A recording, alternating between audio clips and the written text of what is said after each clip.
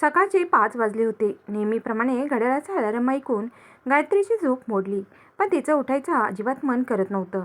कारण रात्री झोपायला तिला खूप उशीर झाला होता.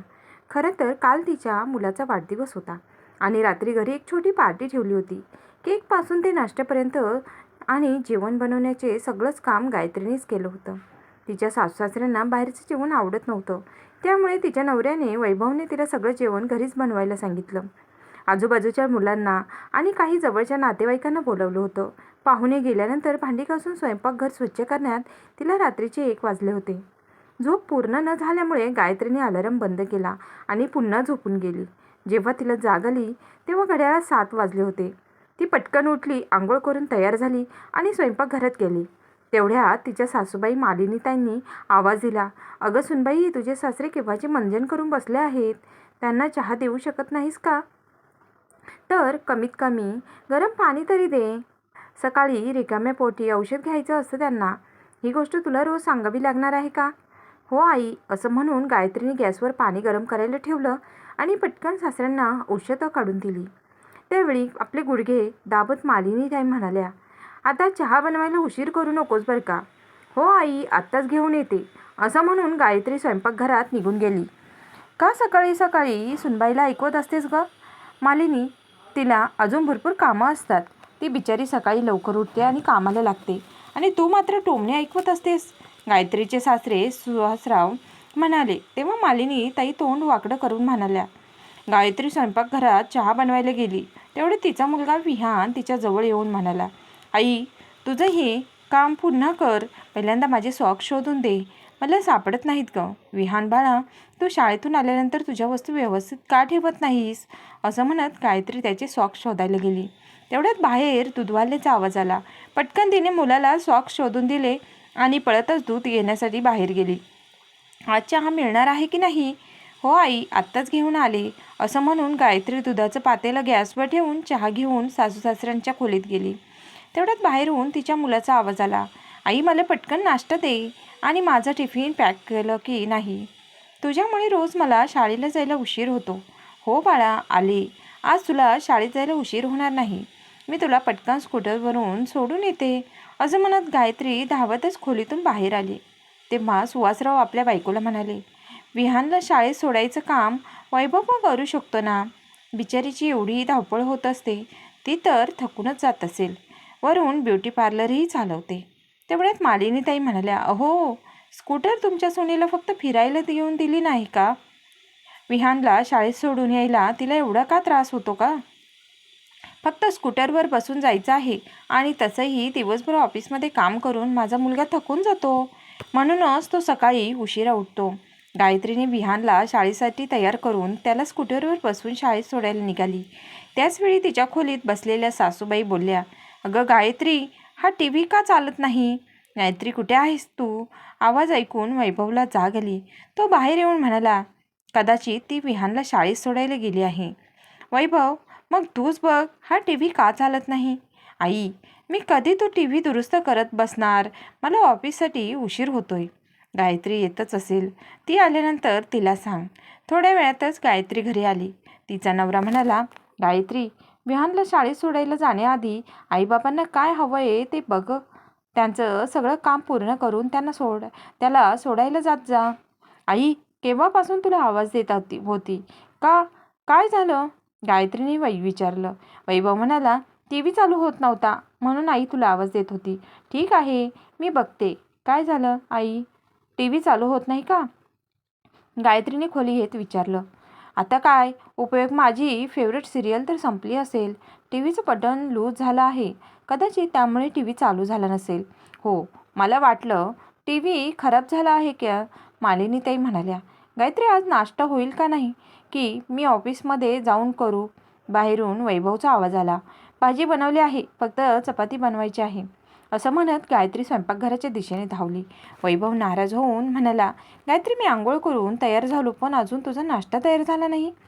गायत्रीने पटकन हात चालवून चपात्या लाटल्या आणि चपाती आणि भाजी वैभवच्या समोर ठेवली. पहिला घास तोंडात जाताच वैभव म्हणाला, "गायत्री, दिवसभर तुला एकच काम असतं का गं? आणि ते पण तुला व्यवस्थित जमत नाही. ही भाजी म्हणायचं का? अजिबात चव नाही. अहो, आई बाबा तिखट जेवण खात नाहीत म्हणून मसाले कमी टाकले आहेत. राहू दे, मी ऑफिसमध्ये जाऊनच नाश्ता करीन. असं म्हणत वैभव खालीच्या टेबलावरून उठला आणि नाश्ता न करता ऑफिसला निघून गेला. सासू सासऱ्यांचा नाश्ता झाल्यावर गायत्रीने कपडे धुवायची मशीन चालू केली. कपडे धुवून झाल्यावर ती ते सुकवण्यासाठी टेरेसवर गेली. शेजारी तिच्या टेरेसवर येऊन म्हणाली, मॉलमध्ये सेल लागला आहे, आपण शॉपिंग करायला जाऊयात का? त्या दोघी बोलत असताना मालिनीताईंचा आवाज ऐकू आला, गायत्री जरा इकडे ये. सासूबाईंचा आवाज ऐकून गायत्री शेजारीणीला म्हणाली, आज मला मार्केटमध्ये यायला जमणार नाही, घरात भरपूर कामं आहे आणि लग्नाच्या दिवसांमुळे ब्युटी पार्लरमध्ये पण देखील गर्दी असते. कपडे सुकवून गायत्री खाली आली तेव्हा मालिनीताई म्हणाल्या, माझे गुडघे खूप दुखत आहेत, एकदा मलम लाव. गायत्रीने पटकन मलम आणला आणि सासूबाईंच्या गुडघ्यांना लावून लागली. मलम लावत असतानाच तिची नजर घड्याळावर गेली तेव्हा विहानला शाळेतून घेऊन यायची वेळ झाली होती. शाळेतून येताना गायत्रीच्या मागे स्कूटरवर बसलेला विहान, आई, उद्या सायन्स आणि मॅथ्स टेस्ट आहे, आज माझा अभ्यास करून घेशील का? ठीक आहे बाळा. विहान, घरी गेल्यावर पहिल्यांदा तुझा युनिफॉर्म बदल, मग जेवण कर, त्यानंतर मी तुझा अभ्यास करून घेईन. घरी पोचल्यानंतर गायत्रीने विहानला जेवायला वाढलं तेव्हा विहान म्हणाला, आई, मला ही भाजी आवडली नाही, माझ्यासाठी पावभाजी बनव. विहान, तुला भाजी का आवडली नाही? कालच तुझ्या सांगण्यावरून इडली सांबर बनवलं होतं, रोज तुझ्यासाठी वेगवेगळे पदार्थ मी बनवू शकत नाही रे. आईचं बोलणं ऐकून विहान उदास मनाने आपल्या खोलीत निघून गेला. त्याने बाबांना फोन करून बाहेरून पावभाजी घेऊन यायला सांगितलं. थोड्या वेळ तिच्या ब्युटी पार्लरमध्ये कस्टमर येऊ लागले आणि गायत्री त्यांची थ्रेडिंग वॅक्सिंग करण्यामध्ये व्यस्त झाली. त्याचवेळी तिच्या मोबाईलची रिंग वाजली. वैभवचा फोन येत होता. फोन उचलताच वैभव म्हणाला, काय गायत्री, विहानला बाहेरची पावभाजी खायची आहे, तो खूप हट्ट करत होता. तू दिवसभर घरी बसून काय करतेस? कमीत कमी मुलाच्या आवडीचं तरी काहीतरी बनवत जा ना. आणि अहो, आज संध्याकाळी माझे काही मित्र घरी येणार आहेत, त्यांच्यासाठी काहीतरी चांगला नाश्ता बनवून ठेव. असं म्हणून वैभवने फोन ठेवला. पटापट आपलं सगळं कामावरून गायत्री संध्याकाळची तयारी करू लागली. वैभव आणि त्याचे मित्र येण्याआधीच तिने गरमागरम समोसे आणि पावभाजी बनवून ठेवले. सगळे मित्र एकमेकांशी बोलण्यात व्यस्त होते. तेवढ्यात वैभव म्हणाला, काय सांगू मित्रांनो, आजकाल एवढी महागाई वाढली आहे की खर्चच भागत नाही. त्याचवेळी गायत्री चहा आणि समोसे घेऊन आली तेव्हा वैभवचा एक मित्र म्हणाला, वैभव, काही बोलू नकोस, वहिनी पण घर खर्चात तुझी मदत करतात. वहिनी ब्युटी पार्लर चालवतात, त्यामुळे त्यांची चांगली कमाई होत असेल. ती काय मदत करते? अप्पर लिप्स आणि आयब्रो करून घर खर्च चालवला तर झालं, आमचं भलं. नवऱ्याचं बोलणं ऐकून गायत्रीच्या काळजाला धक्काच बसला. तिला असं वाटलं जणू कोणी तिच्या आत्मसन्मानाच्या चिंधड्या केल्या. अगं गायत्री, बची पण घेऊन ये ना. असं म्हणून वैभव पुन्हा आपल्या मित्रांबरोबर बोलू लागला. आपल्या डोळ्यातलं पाणी खूपच मुश्किलीने ती स्वयंपाकघरात जाऊन भजी घेऊन आली आणि सर्वांना वाढू लागली. त्यानंतर पुन्हा स्वयंपाकघरात जाऊन संध्याकाळच्या जेवणाची तयारी करू लागली. तिच्या डोळ्यातून एकसारखं पाणी वाहत होतं आणि त्याचवेळी कुकरची शिट्टी वाजली तेव्हा गायत्री स्वतःलाच म्हणाली, माझ्यापेक्षा तर प्रेशर कुकरच चांगला आहे. कमीत कमी हवा भरल्यानंतर त्याला बाहेर तरी फेकू शकतो. दुसरीकडे खोलीत बसलेल्या मालिनीताईंनी बडबड सुरू केली, माहीत नाही सुनबाई कुठे राहिली, मला औषध खायचं आहे आणि पाण्याची बॉटली पण रिकामी आहे. तेव्हा सुहासराव म्हणाले, सकाळपासून बिचारी काम करत असते आणि आता घरी वैभवचे मित्र पण आले आहेत, पाण्याची बाटली तू स्वतः भरू शकतेस ना. हो, तुम्हाला तर बिचारीच वाटते. इथे माझे गुडघे दुखत आहेत, त्याचं काय? अगं, एवढा राग काय येतो तुला? तुला पाणी प्यायचं आहे ना, तर मी घेऊन येतो. असं म्हणून सुहासराव पाणी घेण्यासाठी स्वयंपाकघरात आले तेव्हा तिथं गायत्रीला रडताना पाहिलं. सुहासराव आपल्या सुनबाईची अवस्था पाहून मनातल्या मनात दुःखी होतात. त्यांना समजलं होतं की दिवसभर जबाबदाऱ्यांचं ओझं उचलून गायत्रीच्या सन्मानाला ठेच पोचवली जातात आहे. सासऱ्यांना पाहताच गायत्री सामान्य होण्याचं नाटक करू लागली आणि म्हणाली, कांदा खूपच तिखट आहे म्हणून डोळ्यातून पाणी आलं, द्या, मी पाण्याची बाटली भरून देते. पण नेहमी गप्प राहून सगळं सहन करणाऱ्या गायत्रीने आज ठरवलं होतं की तिच्या वाटणीचा सन्मान मिळवूनच राहील. अशा प्रकारे मनाची घुसमट सहन करत राहणं तिला आता शक्य झालं नाही. सगळं काम आवरून 10 वाजता गायत्री तिच्या खोलीत गेली आणि वैभवला म्हणाली, ऐकलं का, मी विचार करत आहे की 1 महिन्यासाठी माझ्या माहेरी जाते. 1 महिन्यासाठी. गायत्रीचं बोलणं ऐकून वैभव आश्चर्यचकितच होऊन म्हणाला, पण का? मला ब्रेक हवा आहे. तुला ब्रेक हवा आहे? वैभव हसत म्हणाला, का? मी ब्रेक घेऊ शकत नाही का? गायत्री रागानेच म्हणाली. तेव्हा वैभव म्हणाला, म्हणजे तू काय काम थोडीच करतेस, तू तर दिवसभर घरातच असतेस ना.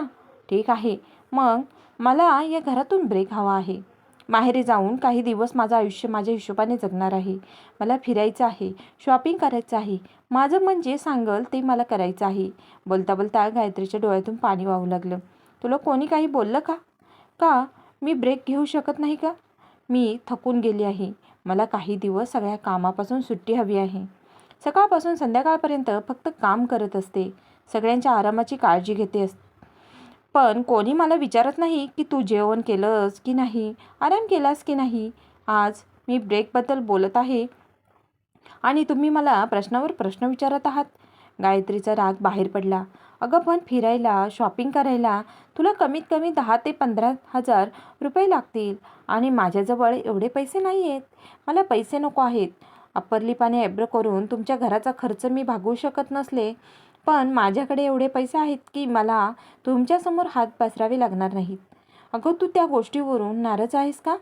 मी तर मस्करीतच म्हणालो होतो, पण मी मस्करी करत नाही आणि ही गोष्ट मस्करीची पण नाही.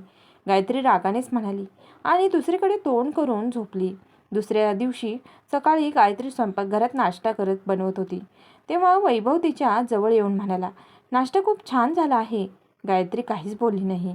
मग दबक्या आवाजात वैभव म्हणाला, गायत्री, काल रात्री तू जे बोलत होतीस तेवढ्यात. गायत्री म्हणाली, मला परवा सकाळीच निघावं लागेल. मग वैभव स्वयंपाकघरातून बाहेर आला आणि आपल्या मुलाला पाहताच म्हणाला, विहान, पटकन तुझा ब्रेकफास्ट संपव. आज मी तुला शाळेत सोडून येतो. पण बाबा, मला तर आई सोडायला येते ना, तुला तुझे बाबा सोडू शकत नाहीत का? वैभव म्हणाला. त्याचा मुलगा आता आश्चर्यचकित होऊन पाहू लागला. संध्याकाळी वैभव ऑफिसमधून गेण्याआधीच गायत्रीने आपल्या सासऱ्यांना सांगितलं की ती तिच्या माहेरी जाणार आहे. तेव्हा तिचे सासरे म्हणाले, ठीक आहे बेटा, जर तुला जायचं असेल तर आम्ही तुला थांबवणार नाही. तेवढ्यात तिच्या सासूबाई म्हणाल्या, पण हे घर कोण सांभाळणार? आई, फक्त 1 महिन्याची तर गोष्ट आहे ना. आणि तसंही मी या घरामध्ये कोणतं एवढं महत्त्वाचं काम करते जे मी नसल्यामुळे थांबणार आहे. आणि 1 महिन्यानंतर मी परत येणारच आहे. एवढं बोलून गायत्री स्वयंपाकघरात निघून गेली. तेवढ्यात विहान म्हणाला, पण आई, माझा ब्रेकफास्ट कोण बनवणार? माझा टिफिन कोण पॅक करणार? आणि माझा होमवर्क कोण घेणार? माझ्या परीक्षा सुरू होणार आहेत. तेवढ्यात सुहासराव विचार करत म्हणाले, मला चहा कोण बनवणार? माझ्या औषधाची काळजी कोण घेणार? तेवढ्यात मालिनीताई म्हणाल्या, घराची साफसफाई, इकडे कपडे, भांडी हे सगळं कोण करणार? सगळेजण विचार करत एकमेकांकडे पाहू लागली. दुसऱ्या दिवशी गायत्री नेहमीप्रमाणे कामामध्ये व्यस्त होती आणि घरातले सगळे लोक हॉलमध्ये बसले होते.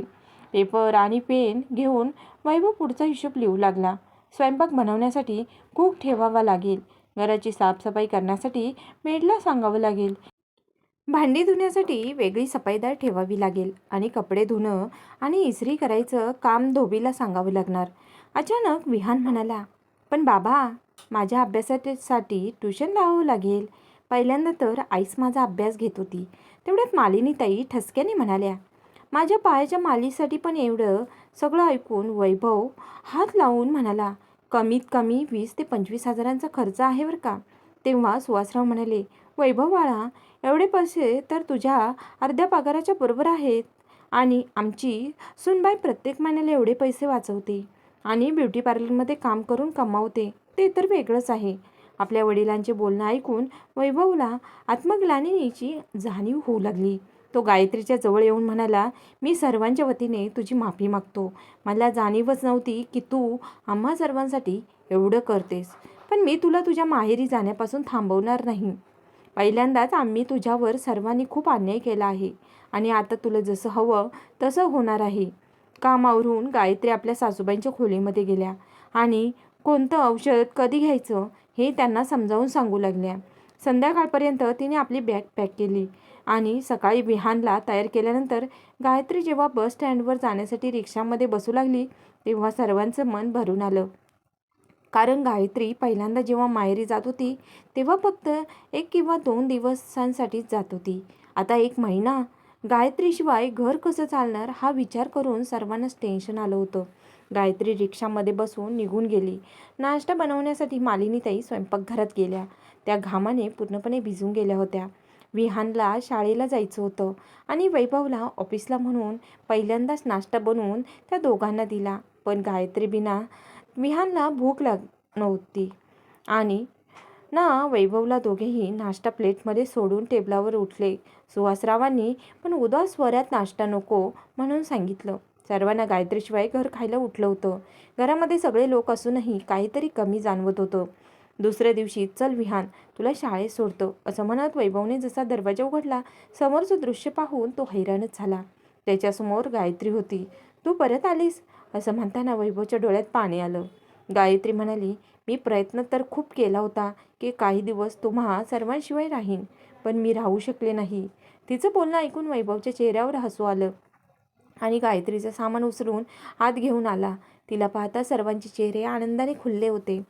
मालिनीताई म्हणाल्या, गायत्री बेटा, तुझ्या विना 1 महिना काय 1 तास पण आम्हा लोकांचा गुजारा होऊ शकत नाही.